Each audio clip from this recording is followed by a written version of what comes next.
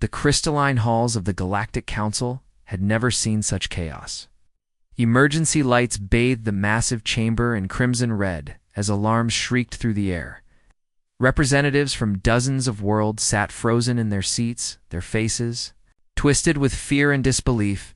Ambassador Veltor's translucent body shimmered like water as he stepped forward to the central podium.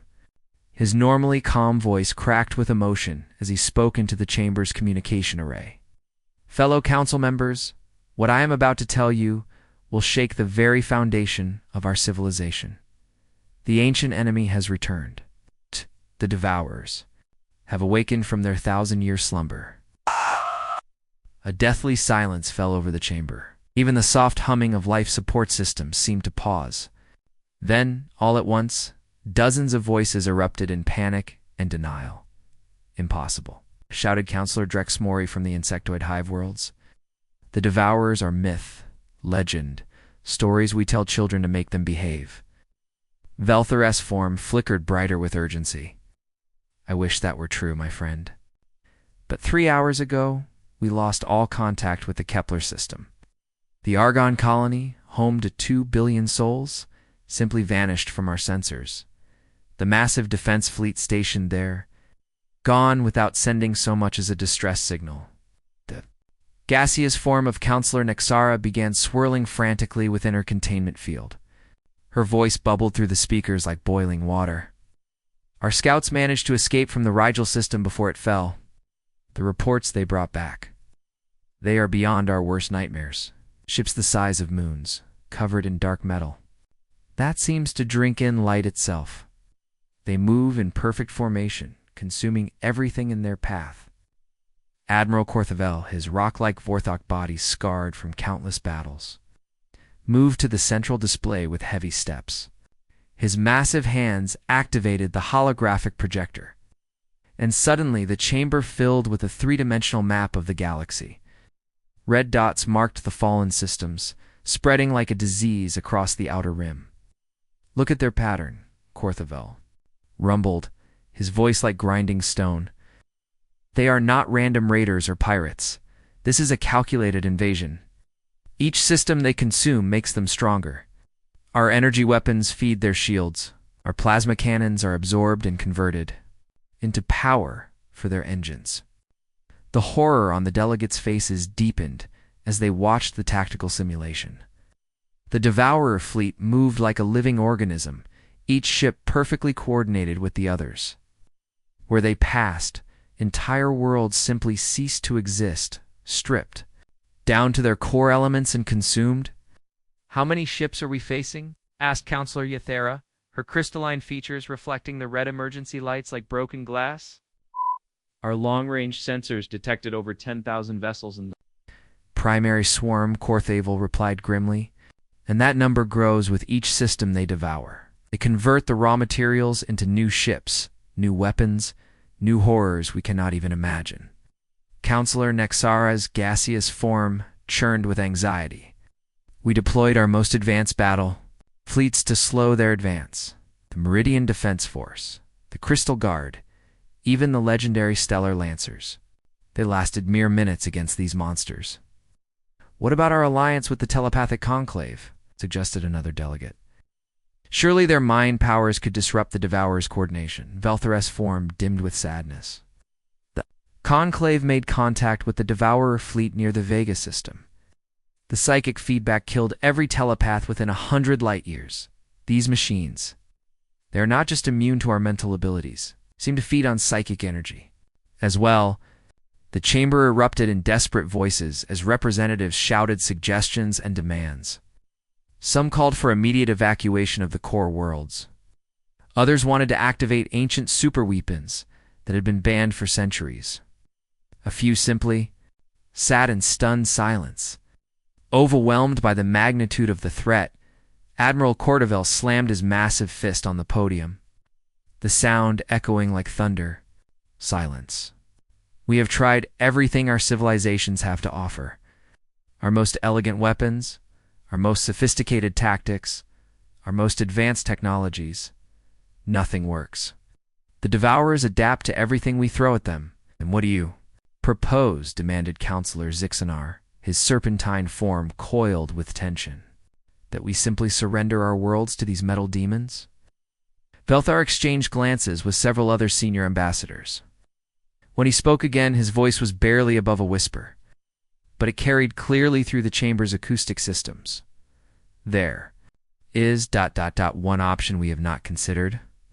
One species we have deliberately kept isolated from galactic civilization. The temperature in the chamber seemed to drop several degrees. Every delegate knew exactly what he meant. The humans, Velthar continued, the words tasting bitter in his mouth. The Deathworlders from the Sol system. The reaction was immediate and explosive. Voices rose in outrage and disbelief. Counselor Zixanar reared up to his full height, his scales flashing with anger. Have you lost your mind, Velthar? Those savages are barely civilized. They solve every problem with violence and destruction. Their world is a nightmare of predators and natural disasters that would kill any civilized. Being in minutes, we quarantined them for good reason. Yes, Velthar replied quietly. We called them barbaric because they fight with crude weapons and primitive tactics. We called them savage because they refuse to surrender, even when defeat is certain. We called them dangerous because they will sacrifice everything to protect those they care about. He paused, letting his words sink in before continuing. But perhaps what we called weakness is actually strength. Perhaps what we called barbarism is actually the very thing we need to survive. The chamber fell silent once more. In that silence, they all heard the distant rumble of more emergency alarms as another system fell to the Devourer advance. The vote, when it finally came, was closer than anyone expected. Fear won over pride by just 3 votes. Diplomatic vessel would be dispatched to Earth, carrying the Council's first official communication with humanity in 50 years, as the session ended and delegates filed out in worried clusters. Velthar remained behind, staring at the holographic display. The red dots continued to spread across the galaxy like drops of blood in water. Somewhere in the darkness between the stars, the Devourers continued their relentless advance, unaware that the galaxy's last hope lay with a species they had never encountered. Species that had learned to survive on a world that tried to kill them. Every single day, the age of elegant warfare was ending. The age of the Deathworlders was about to begin. Captain Hyen Woo Kim gripped the railing of his command bridge as he watched the alien ship approach through the viewport. The vessel looked like it was made of pure crystal, catching the light from Earth's sun and throwing rainbows across space. It moved without any visible engines, gliding through the void like a ghost. Beautiful, isn't it? Said Lieutenant Soman Park, looking up from her console. Nothing like our ships, Hyen Woo nodded grimly. The Use Defiance was built for war, not beauty.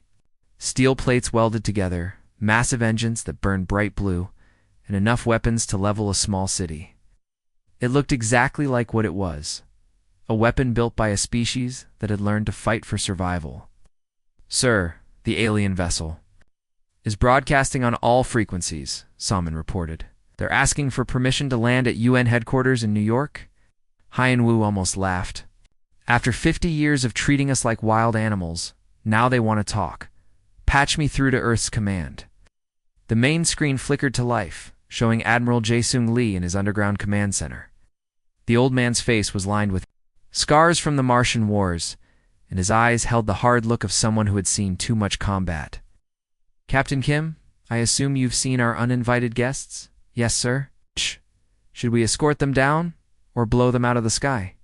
Admiral Lee was quiet for a moment. Let them land. But keep your weapons locked on their ship. If this is some kind of trick, I want them to know we're ready. 3 hours later, Hyen Woo found himself in the emergency session of the United Earth Council. The massive chamber was packed with representatives from every nation and colony world. At the center of the room stood something that barely looked real. Ambassador Velthar appeared to be made of living light, his body shifting and flickering like a candle flame. The thick atmosphere of Earth made him hard to see, and he wore some kind of breathing apparatus that covered most of his face. When he spoke, his voice came through a translation device that made him sound like he was talking underwater. Honored humans, Velthar began, his form wavering with what might have been nervousness. "I bring greetings from the Galactic Council and urgent news that affects all life in this galaxy." President Chen Wei leaned forward in her chair. 50 years ago, your people told us we were too dangerous to join your galactic community. You said we were violent savages who would contaminate civilized space. What's changed?" Velthora's form dimmed. "We were wrong. Terribly catastrophically wrong. Judged your species by our own standards, not understanding that your world had shaped you differently than ours." "Get to the point," growled Admiral Lee. "What do you want?" The alien ambassador activated a holographic projector, and suddenly the room filled with images that made everyone gasp. Massive ships, each one the size of a moon, moving through space like a plague of metal locusts. Delay. Entire solar systems stripped bare, their planets reduced to cosmic dust. "They are called the Devourers," Velthor explained. "An ancient enemy that has slept for 1,000 years. They have awakened and begun consuming the outer rim of our galaxy. Every ship we send against them is destroyed. Every weapon we use is absorbed and turned against us." Commander Minho Choi, Earth's top military strategist, studied the holographic display with professional interest. "These ships, they're adapting to your tactics.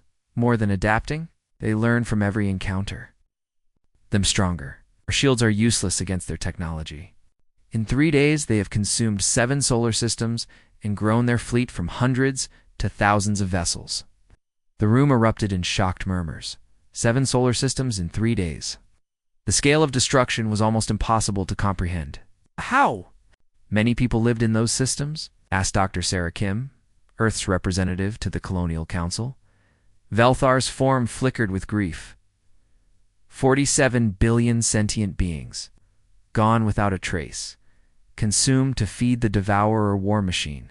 Admiral Lee stood up slowly, his old joints creaking. "So let me make sure I understand this correctly. You people, with your advanced technology and elegant ships, can't stop these things. But you think we primitive humans might be able to help. Your species has something ours lacks," Velthor replied. "You have survived on a world that constantly tries to kill you. Every day on Earth is a battle for survival. Your weapons are crude but effective. Your tactics are unpredictable. Your people fight with a desperation that civilized species cannot match." "You're talking about our willingness to die," said Commander Choi bluntly. "Yes, our species have live in peace for so long that we have forgotten how to truly fight for survival. We wage war with rules and honor. We retreat when the cost becomes too high. But humans fight until the very end, even when victory is impossible." The chamber fell silent as the weight of the request sank in. They were being asked to save a galaxy that had rejected them, to fight an enemy that had destroyed advanced civilizations with ease. President Chen stood up. "What exactly are you asking of us?" "Join your fleet with ours. Share your knowledge of warfare. Help us find a way to stop the Devourers before they consume everything we have built." Admiral Lee walked to the center of the room, his boots echoing on the marble floor. 50 years ago, you called us dangerous. You said our methods were too brutal for civilized space. You quarantined us like a disease." Velthor's form shrank slightly. "We were afraid of what you might become, your capacity for violence, your willingness to sacrifice everything for victory. It terrified us. Now we realize that what we called brutality might be the only thing that can save us all." The old admiral looked around the room at the faces of humanity's leaders. He saw fear, anger, and determination in equal measure. These people had grown up hearing stories of alien rejection, of being deemed unworthy of the galactic community. "We'll help you, Admiral Lee," said finally. "But not because we owe you anything. We'll fight because there are innocent people dying out there, and that's something humans can't ignore." The relief on Velthor's face was visible even through his alien features. "Thank you. Our combined fleet is gathering at the Nexus Point. 3 days from here at maximum burn. 3 days. Commander Choi shook his head. "That's not enough time to properly prepare our forces." Admiral Lee smiled grimly. "It'll have to be. Captain Kim, how quickly can you get the Defiance ready for combat?" Hyenwu straightened. She's always ready for combat, sir. But if we're going up against ships the size of moons, we're going to need more than pretty weapons and elegant tactics. Then, it's a good thing we're humans, Admiral Lee replied. We specialize in ugly solutions to impossible problems. As the session ended, and representatives hurried off to prepare for war, Hyenwu couldn't help but feel a mix of excitement and dread. They were about to fight an enemy that had crushed advanced civilizations with ease. But for the first time, in 50 years, humanity was being asked to do what it did best: survive against impossible odds. The moment Captain Hyenwu's ship dropped out of hyperspace, he knew they were looking at a massacre. The Kepler system, once home to billions of beings, was now nothing but floating debris and dead ships scattered across the void like broken toys. Jesus Christ, whispered Lieutenant Soman Park, staring at her scanner readings. I'm counting. Over 300 destroyed vessels, Zephyrian crystal ships, nebulae gas carriers, even those massive Vorthok battleships. They're all gone. Hyenwu gripped his command chair as the UES Defiance moved through the graveyard. Beautiful alien ships that had taken decades to build were now twisted metal and shattered crystal. Some were still glowing from the heat of their destruction. Their elegant curves melted into unrecognizable shapes. Their pointed tactical officer, to Hyenwu, the Devourer fleet. 2 o'clock. Distance, 40,000 kilometers. The main screen shifted to show the enemy formation. Hyenwu had seen the holographic images, but seeing them in person was different. The Devourer ships were massive, each one the size of a small moon, their black holes seeming to drink in the light from nearby stars. They moved in perfect formation, like a school of metal fish swimming through space. Sir, we're receiving a transmission from Admiral Velthor, Soman reported. The remaining Council fleet is regrouping behind the asteroid field. They want us to join their formation and provide covering fire while they attempt another energy weapon attack. Hyenwu almost laughed. Covering fire? Against ships that literally eat energy for breakfast? He shook his head. Patch me through. To all human vessels, communication channel crackled to life, connecting him to the 12 other human ships that had made the journey. They weren't much to look at compared to the sleek alien vessels, just angular chunks of steel and composite, armor built for function rather than beauty. All human ships, this is Captain Kim. I hope you're all seeing what I'm seeing out there. So those pretty alien ships tried to fight these things with rules and honor, and look where it got them. We're not going to make the same mistake, Commander. Minho Choi's voice came through from the UES Hammer. What are you thinking, Hyenwu? Remember the Martian Rebellion? When those colonial ships tried to blockade Earth, they had better shields, better weapons, better everything. But they didn't expect us to ram our transport ships right into their holes. A grim chuckle came through the cum from Captain Sunjin. Lee aboard the UES Reaper. You want to use kinetic attacks? Not just kinetic attacks. I want to hit them with everything they're not expecting. Railguns, nuclear warheads, good old-fashioned explosives. All. These things have been fighting elegant. Energy weapons for 1,000 years. Let's see how they handle some primitive human brutality. The human formation broke apart, each ship taking a different approach vector. The alien observers watched in confusion as the human vessels abandoned all standard tactical doctrine. Instead of maintaining safe distances and firing in coordinated volleys, they charged straight at the Devourer fleet like angry hornets. The UES Defiance led the charge, her railguns spinning up to full power. The first salvo of tungsten slugs screamed through space at incredible velocity, slamming into the lead Devourer ship with the force of small nuclear bombs. The impact sent ripples across the enemy's hull as the kinetic energy was converted to heat and shock waves. Direct hit, shouted Tehan from his console. Their adaptive armor is trying to compensate, but it's designed for energy absorption, not physical impact. The Devourer ship's response was immediate and overwhelming. Beams of pure energy lanced out from its weapon ports, but the human ships were already moving, using their smaller size and agility to stay ahead of the targeting systems. Commander, Minho's voice crackled through the cum. Hammer to all ships, I'm seeing something interesting. These things are adapting to our railguns, but it's taking them time. Maybe 30 seconds per adaptation cycle. Then we don't give them 30 seconds, Hyen-Woo replied. To switch to nuclear warheads. If they want to absorb energy, let's see them absorb a few megatons of atomic fire.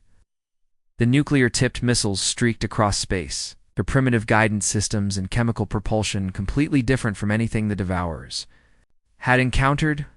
The explosions were spectacular, creating miniature suns that bloomed against the black hulls of the enemy ships.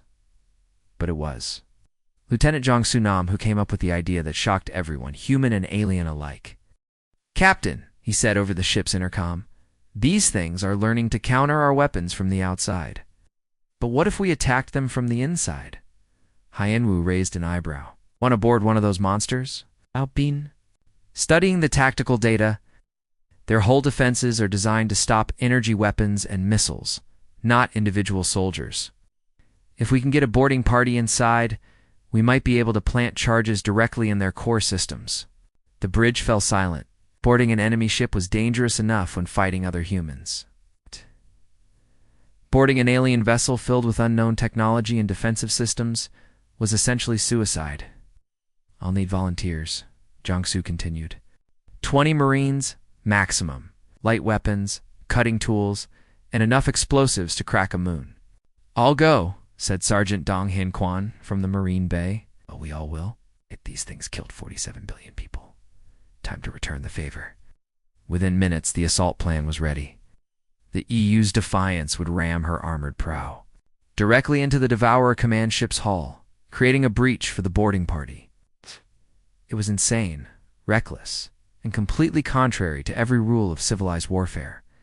In other words, it was perfectly human. The alien fleet watched in horror. As the Defiance accelerated to ramming speed, Admiral Velthor's panicked voice came through the communications array. "Captain Kim, what are you doing? You'll destroy your own ship." "Maybe," Hyen-Woo replied calmly, "but we'll take them with us." The impact was tremendous. The Defiance's reinforced prow, designed to punch through asteroid fields, tore into the Devourer ship's hull like a spear through paper. Emergency lights flashed as the human ship's forward sections crumpled. But the breach was made. Jong-Soo and his Marines poured through the gap, their magnetic boots allowing them to move through the zero-gravity environment inside the enemy vessel. The corridors were like nothing they had ever seen, twisted metal passages that seemed to shift and change as they moved through them. "This place is alive," whispered Private Haijin Choi, her rifle trained on the shadows ahead. "The walls are moving. Stay focused," Jong-Soo ordered. "We're looking for the core systems. Anything that looks important, we blow it up." The Devourer ship's internal defenses were deadly but predictable. Automated turrets emerged from the walls, firing beams of concentrated energy. But the human soldiers had trained for this, using their riot shields and body armor to deflect the attacks while closing to melee range. "These things expect us to fight at a distance," Jong-Soo shouted over the noise of battle. "They're not programmed for hand-to-hand combat." The Marines used everything they had: plasma cutters, thermite, charges, even their combat knives to hack through the ship's internal systems. The Devourers had spent 1,000 years learning to counter sophisticated alien technology, but they had no defense against human determination and improvisation. "Core systems located," Jong-Soo reported as they reached the ship's central chamber. The room was vast, filled with pulsing machinery that seemed to breathe like a living thing. "Setting charges now." The explosives were crude by galactic standards, just chemical compounds and metal fragments. But they were placed with surgical precision, targeting the weak points in the Devourer ship's architecture. Charges set. All Marines fall back to extraction point. The explosion tore through the Devourer command ship like a cancer, destroying critical systems and sending feedback loops throughout the vessel's network. For the first time since the crisis began, one of the massive ships actually stopped moving. Then, something amazing happened. The destruction of the command ship sent a signal through the entire Devourer fleet. Ships that had been advancing in perfect formation suddenly wavered, their movements becoming erratic and confused. "They're networked," breathed Taehyun from his console. The command ship was controlling the entire fleet. Without it, they don't know what to do. The human fleet pressed their advantage, pouring kinetic fire into the confused Devourer ships. Nuclear warheads detonated against hulls that no longer adapted quickly enough to absorb the damage. Railgun slugs punched through armor that had been designed to stop energy weapons. For the first time since, the ancient enemy had awakened. Mechanical swarm was retreating as the surviving Devourer ships fled into hyperspace. The human fleet regrouped around the crippled but victorious Defiance. The alien observers watched in stunned silence, unable to believe what they had just witnessed. The savage Deathworlders had done the impossible. They had beaten the Devourers using nothing but crude weapons and insane tactics. The galaxy was about to learn what humans meant when they said no surrender. The news hit human space like a shockwave. Then hours of the victory at Kepler Station, every human colony, mining station, and trading post was buzzing with excitement and preparation. For the first time in 50 years, humanity had something.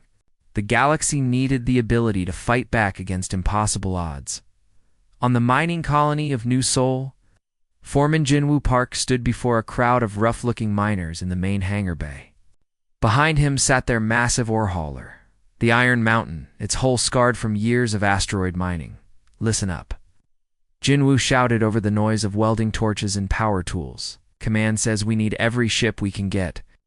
These Devourers are heading for the inner colonies, and the fancy alien fleets can't stop them. A grizzled miner named Taesung stepped forward, his face covered in rock dust. What can we do with a bunch of ore haulers? We're not warships. Ginwoo grinned and patted the side of the Iron Mountain. No, but we've got something better. We've got human ingenuity and a whole lot of mining equipment. Those railguns we use to break up asteroids, they'll punch holes in alien ships just fine. And those industrial fusion reactors, perfect for powering weapon systems, cross-human. Space, similar scenes were playing out. On the agricultural world of New Busan, farmers were welding armor plating to their cargo ships and mounting laser mining equipment as weapons. The fishing fleets of the Outer Rim were converting their net launchers into missile systems. Even passenger liners were being retrofitted with whatever weapons their crews could scavenge. Meanwhile, on Mars, Dr. Yoon Jun was making a discovery that would change everything. In her sterile laboratory beneath the red planet's surface, she carefully examined a piece of Devourer technology that had been recovered from the Kepler battle. "This is incredible," she murmured, adjusting her microscope. "Look at this, Sangwoo." Dr. Sangwoo Kim leaned over her shoulder, peering at the sample. What he saw made his eyes widen. The Devourer technology wasn't just metal and circuits. There were organic components woven throughout the structure, pulsing with a faint biological rhythm. "They're cyborgs," Yoonji said quietly. "The Devourers aren't just machines. They're some kind of hybrid between organic life and mechanical systems. These neural pathways here, they're controlling the entire network." Sang-woo straightened up, his mind racing. If they're biological, then they can be infected. We could create some kind of virus. Yanji's eyes lit up with dangerous excitement. Not just any virus, something specifically designed to target their organic control systems while leaving. The mechanical parts intact could turn their own technology against them. She'd pulled up a holographic display showing the Devourer ship's internal structure. "See these nodes? They're like nerve centers. If we can create a biological weapon that attacks these specific cells, we could shut down entire ships without firing a shot." The work was dangerous and exhausting.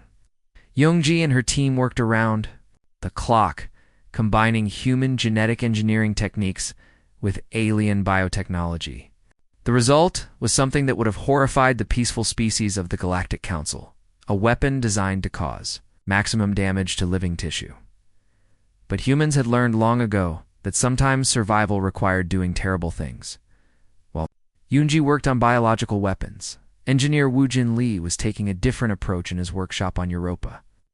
Surrounded by salvaged alien technology and human industrial equipment, he was trying to solve a different problem. The aliens. "EMP weapons are too clean," he explained to his assistant, technician Min Young-han. "They're designed to disable enemy systems temporarily, not destroy them permanently. Very civilized, very humane." Minyoung looked up from the alien device she was dismantling. But the Devourers just adapt to temporary disruption. Exactly. So we need to make it permanent. Wu Jin held up a crude-looking device that looked like it had been built from spare parts. I've taken their sophisticated EMP technology and added some good old-fashioned human overkill. Instead of temporarily disrupting circuits, this will overload them completely. He activated a small test version of the device, the nearby alien. Scanner sparked, smoked, and died with a shower of sparks. It's not elegant, Wu Jin admitted, but it works. The aliens will probably call it barbaric, but I call it effective. One of these bombs will fry every circuit in a Devourer ship, leaving them dead in space. Back at the main fleet staging area, Captain Haiyan-Wu found himself in an unexpected role. Teacher. The rebuilt Defiance sat in the center of a massive space dock, surrounded by alien ships whose crews were eager to learn human tactics. In the ship's main briefing room, Haiyan-Wu stood before a mixed group of alien officers. Their reactions to his lessons ranged from fascination to horror. The first rule of human combat doctrine, he began, is that there are no rules. We adapt to whatever situation we're facing, using whatever weapons we can find. A delicate Zephyrian officer raised her crystalline hand. But Captain, what about minimizing casualties? Surely you consider the cost of battle. Hyun-Woo's expression grew serious. We consider it very carefully. That's why we're willing to pay that cost ourselves to protect others. On Earth we have a saying, greater love has no one than this, that someone lay down his life for his friends. The Zephyrian looked confused. You would sacrifice your own people for strangers? Ma'am, every person in this galaxy is someone's child, someone's friend, someone's family. The Devourers don't see the difference between human and alien when they're consuming worlds. Neither do we when we're protecting them. Commander Sung-Ho Park demonstrated human boarding tactics to a group of horrified alien observers, using mock-ups of Devourer ship interiors. Human Marines showed how they cleared rooms using explosives, improvised weapons, and close-quarters combat. Your energy weapons are beautiful, Sung-Ho explained to a group of elegant alien officers, but they're predictable. The Devourers have learned to counter every sophisticated weapon in the galaxy, but humans will use anything that works. Picked up a piece of broken metal pipe. This used to be part of a water recycling system. Now it's a club. We've used mining equipment as weapons, turned cargo containers into bombs, and converted civilian ships into attack vessels. The Devourers can adapt to advanced technology, but they can't adapt to human creativity. A gaseous nebulae officer spoke through her translation device. This seems unnecessarily violent. Surely there are more civilized approaches. Sung-Ho set down the improvised weapon and looked directly at her. Ma'am, with respect, civilization is a luxury we can afford. When we're not fighting for survival, the Devourers don't care about our rules or our ethics. They just want to consume everything we've built and everyone we love. He walked over to a display showing images from the destroyed worlds. 47 billion people died in the first wave. Every one of them was probably thinking about civilization and rules and proper conduct right up until the moment they were vaporized. We don't have time for elegant solutions. We have time for solutions that work. The alien officers were beginning to understand something that humanity had learned through millions of years of evolution on a hostile world. Sometimes survival wasn't about being right or noble or civilized.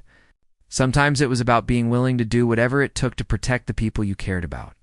As reports came in from across human space, it became clear that something unprecedented was happening. Entire populations were mobilizing for war. Not because they were forced to, but because they chose to.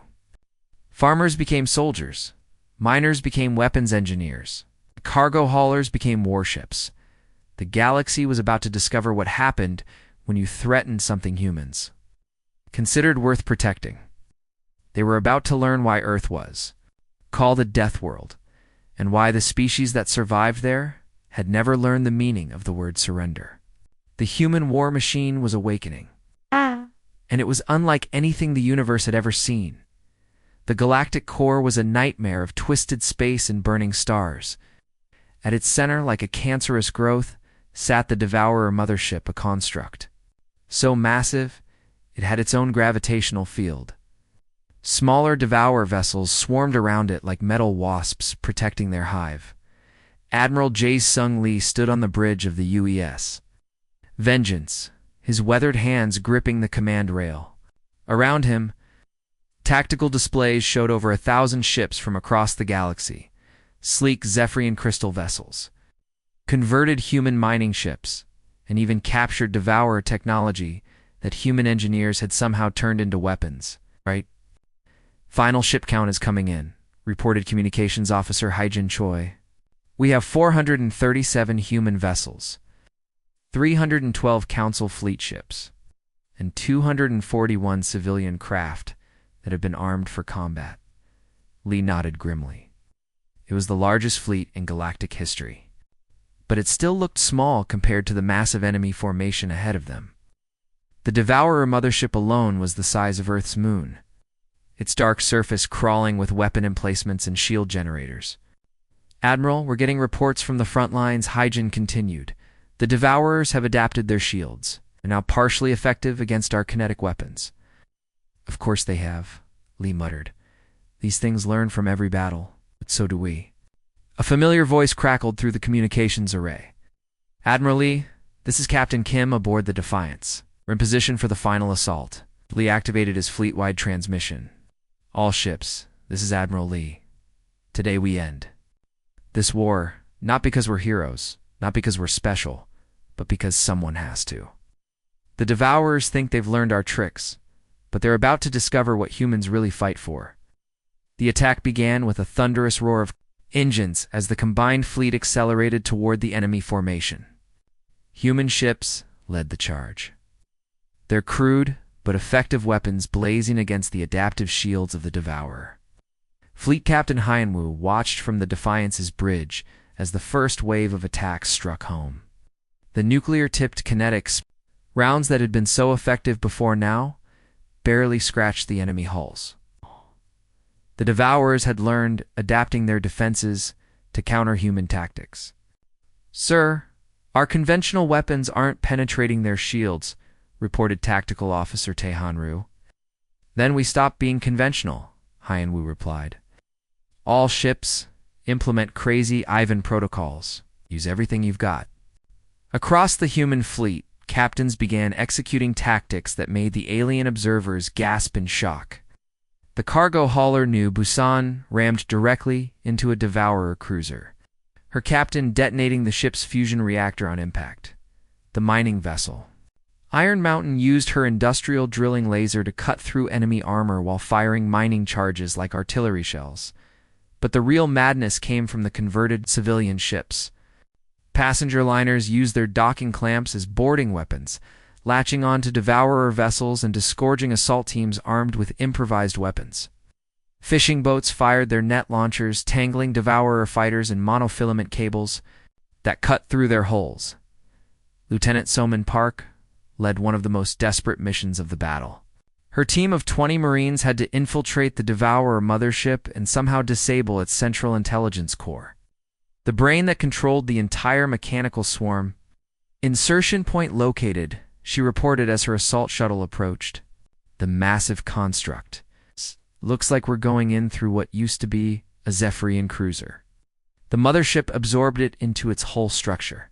The shuttle punched through the twisted metal of the absorbed alien ship, landing in what had once been its main hangar bay. Foeman and her team found themselves in a nightmare landscape of fused technology, human, alien, and Devourer systems all melded together into something that hurt to look at.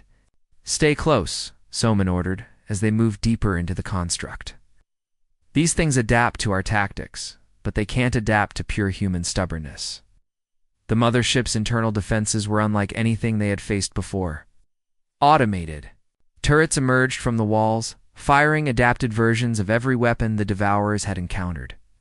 But the human Marines had trained for this, using their environment as both cover and weapon. Sergeant Dong Hyen Quan picked up a piece of debris that had once been part of an alien plasma cannon.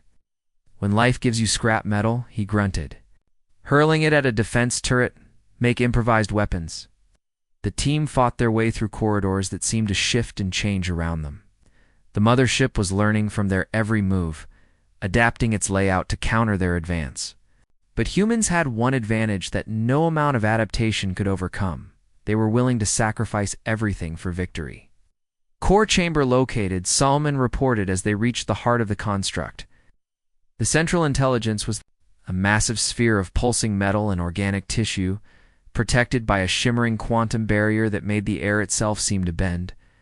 "Our weapons can't penetrate that barrier," observed Corporal Hyjin Lee, firing her rifle uselessly at the energy field. Dong Hyan studied the chamber's layout with the practiced eye of a demolitions expert. "Maybe our weapons can't, but what about our ship's reactor? If we rig it to overload and detonate it right against that barrier?" Soman understood immediately. It was a suicide mission. There was no way they could survive the explosion at close range. But it was also the only way to destroy the Devourer intelligence and save the galaxy. "Do it," she ordered, without hesitation, working with desperate efficiency. The team rigged every explosive they had into one massive charge, connecting it to their shuttle's fusion reactor. The resulting device was crude, inelegant, and completely. Against every rule of civilized warfare, it was perfectly human. "Charges set," Dong Hyan reported. "We've got maybe 2 minutes before this whole section goes up like a star." The team ran for the extraction point, but the mothership had learned of their plan. Blast doors slammed shut, cutting off their escape route. Automated defenses converged on their position from every direction. "We're not going to make it," panted Corporal Lee, as energy beams scorched the air around them. So Dash Min looked back at the pulsing core, then at her team. These people had followed her into hell itself, trusting in her leadership. She wouldn't let their sacrifice be meaningless. "Emergency protocols," she ordered, activating her suit's distress beacon. "All teams to escape pods. We're going out." The hard way, explosion when it came, was visible from across the galactic core.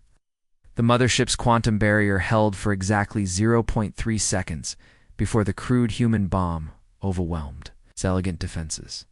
The resulting chain reaction tore through the construct's core systems, sending feedback pulses through every Devourer ship in the galaxy.